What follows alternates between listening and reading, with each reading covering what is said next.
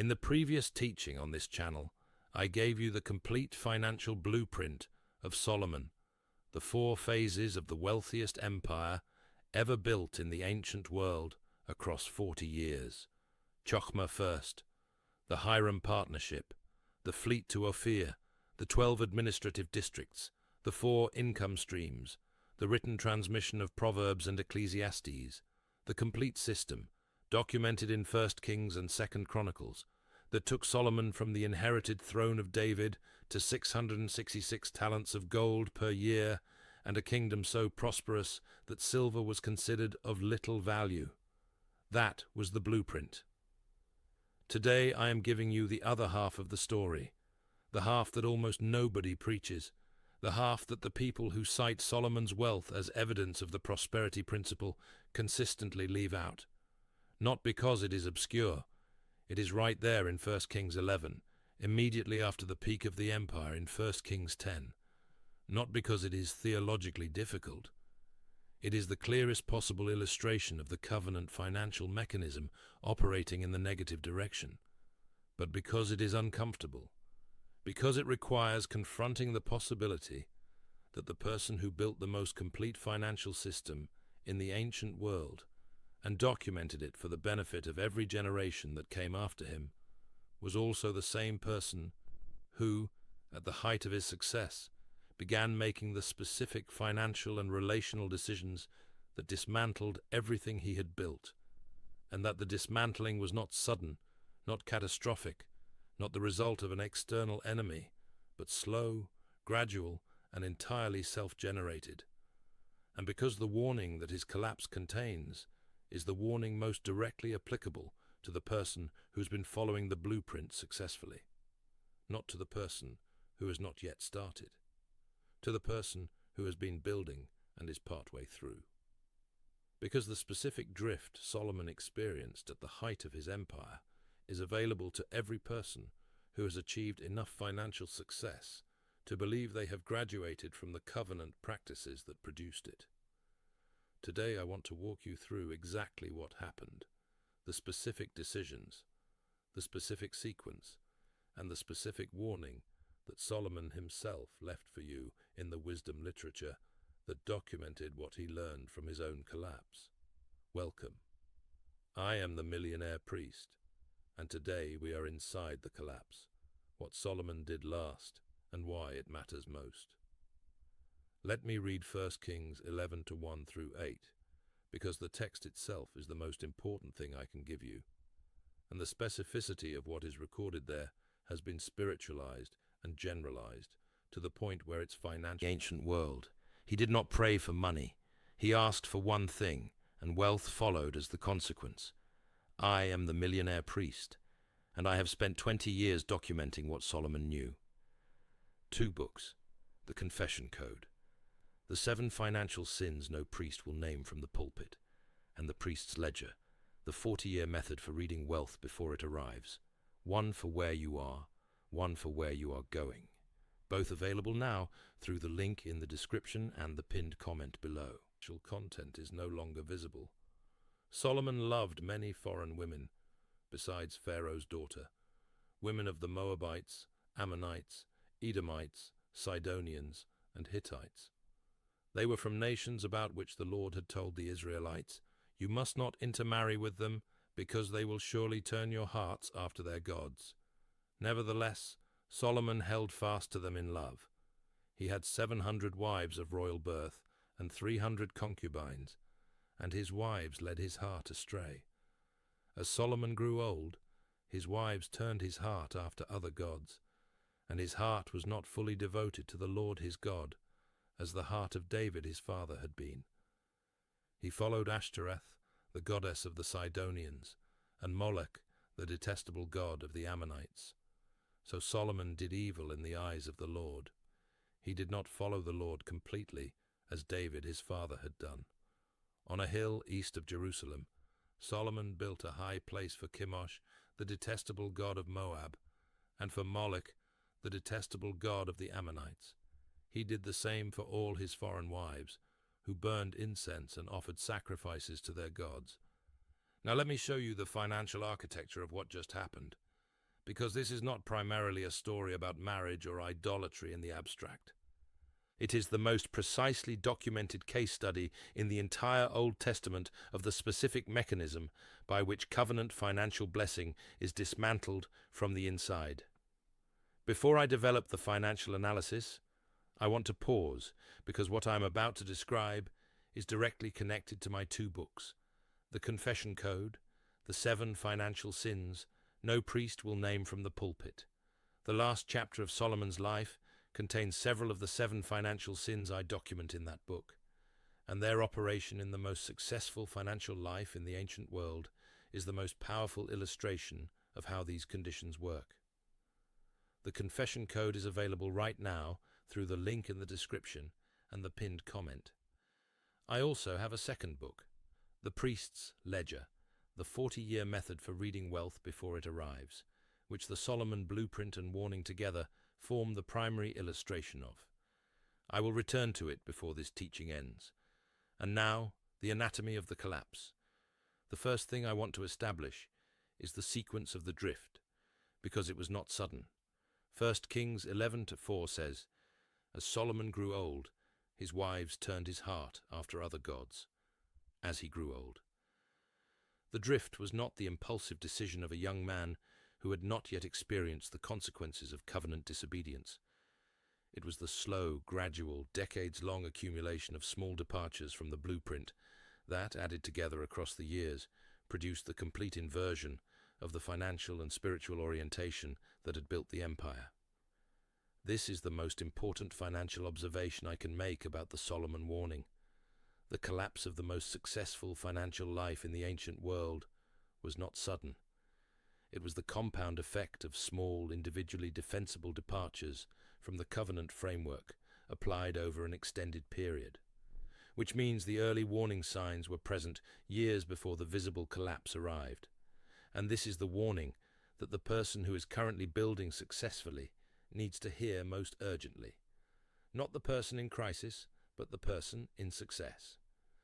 The small departures are available to you right now, and they look entirely different at the moment they are made from the way they will look from the vantage point of the collapse they produce.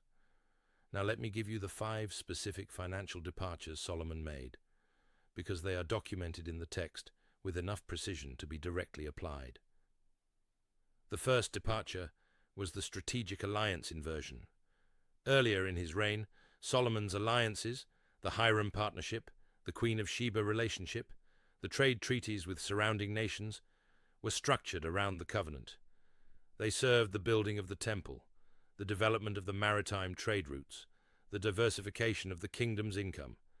They were the Phase 2 and Phase 3 elements of the blueprint we described in the previous teaching. But 1 Kings 11:1 tells us that Solomon loved the women of the Moabites, Ammonites, Edomites, Sidonians, and Hittites, the specific nations that the covenant had identified as spiritually incompatible with the covenant people. And the marriages to these women were royal marriages, political and financial alliances sealed through the covenant of marriage. Solomon was still doing what he had always done, building strategic alliances. But the alliances he was building in his later years were no longer aligned with the covenant purpose they had served in his earlier years. They were aligned instead with the accumulation of political relationships and the satisfaction of personal preference. The form was the same, the alignment was opposite. And this is the first warning the collapse contains. The same financial practice that builds the covenant financial life can dismantle it when the alignment changes. The strategic alliance is not intrinsically virtuous. Its virtue is in what it serves. The second departure was the Deuteronomy 17 violation. We touched on this briefly in the previous teaching. The horses from Egypt. Deuteronomy 17:16 says, "The king must not acquire great numbers of horses for himself, or make the people return to Egypt to get more of them, for the Lord has told you, you are not to go back that way again." And 1 Kings 10:28 through 29 records. Solomon's horses were imported from Egypt and from Kuwait. The royal merchants purchased them from Kuwait at the current price. They imported a chariot from Egypt for 600 shekels of silver and a horse for 150. This is the specific violation that Deuteronomy 17 had anticipated and prohibited, not as an arbitrary rule, but as the specific covenant protection against re-entangling the financial life of the covenant people with the economic system from which God had liberated them. And Solomon violated it. Not ignorantly, he had transmitted the entire Proverbs curriculum, which cites the same Deuteronomy framework extensively. He violated it knowingly. At the height of his empire, with 666 talents of gold arriving annually, he chose to rebuild the Egyptian supply chain that the Exodus had permanently severed.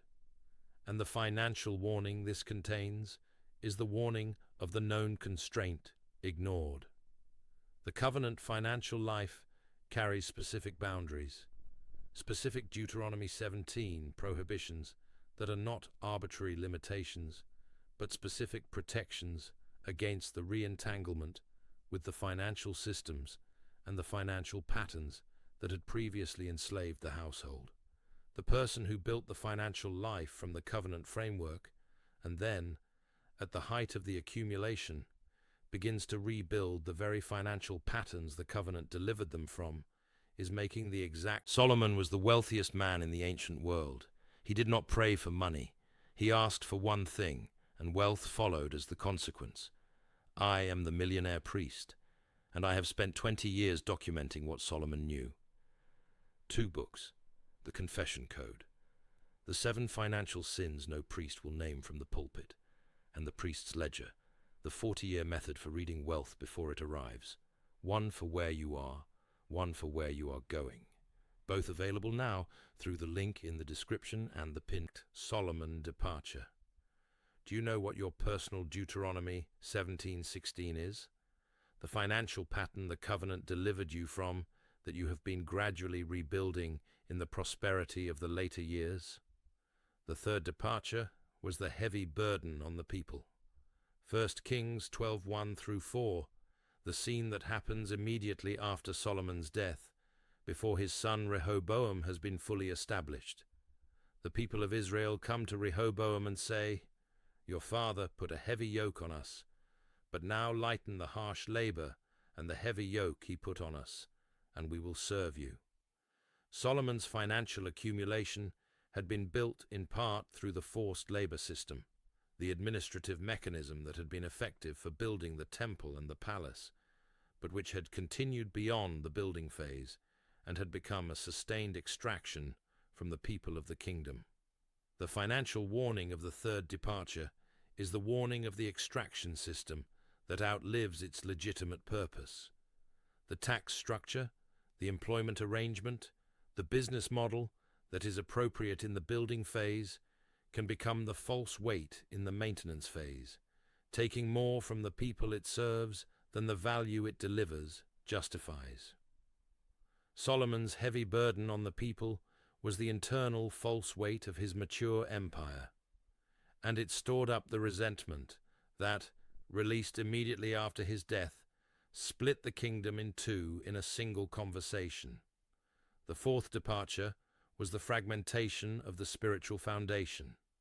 1 Kings 11:4. His heart was not fully devoted to the Lord his God, as the heart of David his father had been.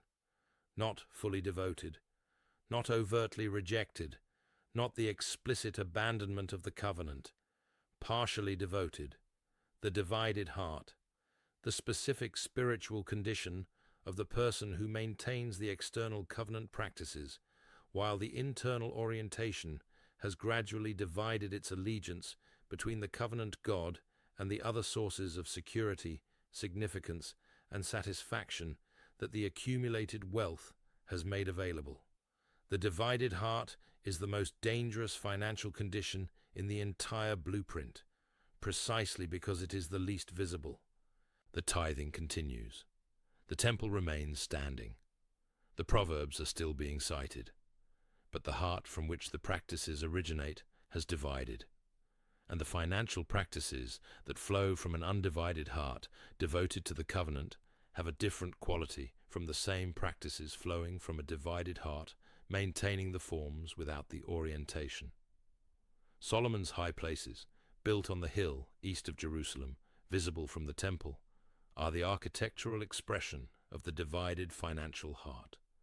The covenant and the alternative side by side, both maintained, neither fully served.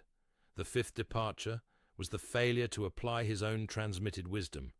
This is the one that haunts the entire teaching. Solomon wrote Proverbs 4:23. Above all else, guard your heart, for everything you do flows from it. He wrote it, he transmitted it, he organized the curriculum that placed it at the center of the wisdom tradition for every generation that followed. And he did not guard his own heart. The most complete financial wisdom curriculum ever written was authored by the man whose heart, in his old age, was turned by the very conditions he had warned against in his own writing. The fear of the Lord is the beginning of wisdom. He wrote that too.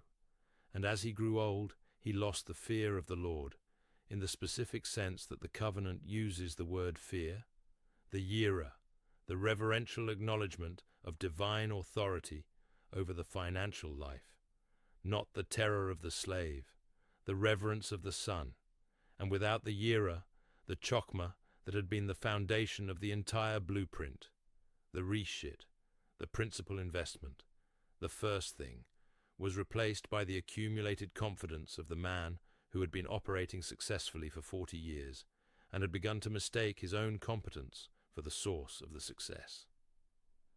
Now I want to give you the 5 diagnostic questions the Solomon warning generates, because the purpose of this teaching is not to produce discouragement in the person who has been building. It is to produce the honest self-examination that protects the building from the drift that dismantled the greatest financial empire in the ancient world. First, are any of your current strategic alliances aligned with the covenant purpose of the financial life you are building, or have some of them drifted towards serving personal preference and political accumulation rather than the sent purpose? Name them honestly. Second, is there a Deuteronomy 17 violation in your financial life, a specific financial pattern, source, or system that the covenant delivered you from, and that you have been gradually rebuilding in the prosperity of the later years?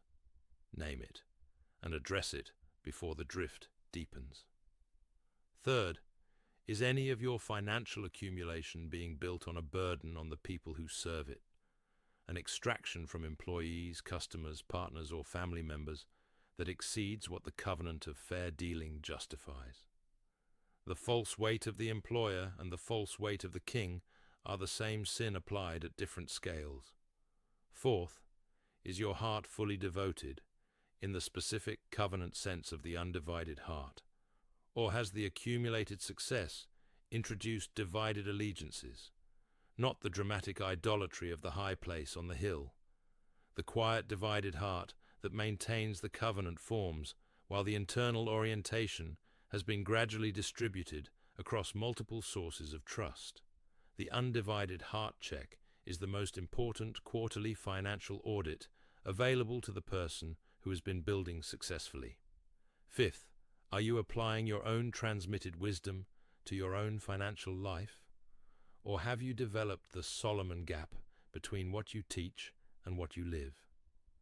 This is the most personal of the 5 questions, and the one that requires the most courage to answer honestly.